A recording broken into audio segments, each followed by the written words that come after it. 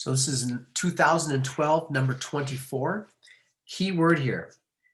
They want to know about critical points at x equals 2/3. So a critical point is when the derivative is 0 or the derivative does not exist. So in other words, when you plug in 2/3 into the derivative, they want that to either be 0 or does not exist.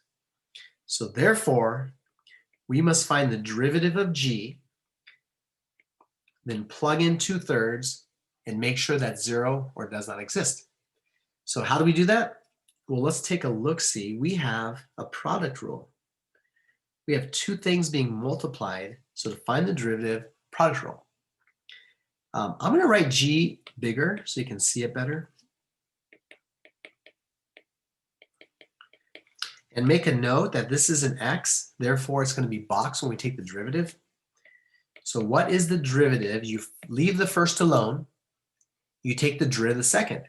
E to the box, I am my own grandpa, so it's e to the box times the derivative of box. Plus, you take the derivative of the first one and you leave the second alone. Now, I claim this will never be non-existent. That always exists. So it must be equal to 0 at some point. Let me not do that yet. So when I plug in 2/3, it better equal 0.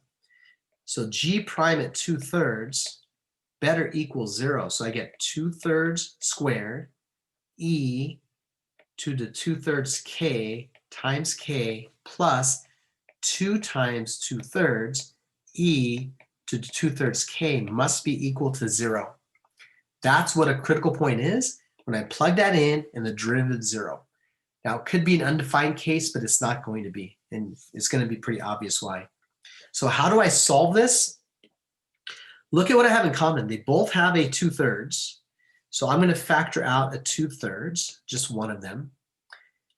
They both have an e to the 2/3 k, so I'll factor that out.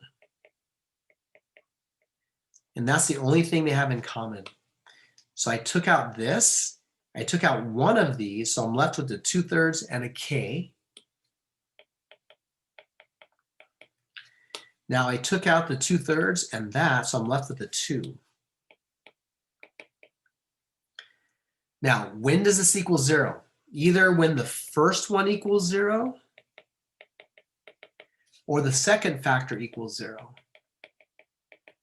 Now, I claim this never equals 0 because e to the any power is never 0 because the graph of e never crosses the x-axis.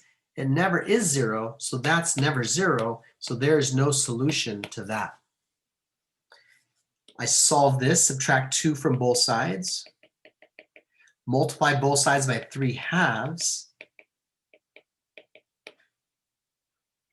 and that gives me -3 for my answer. Hopefully that's right, because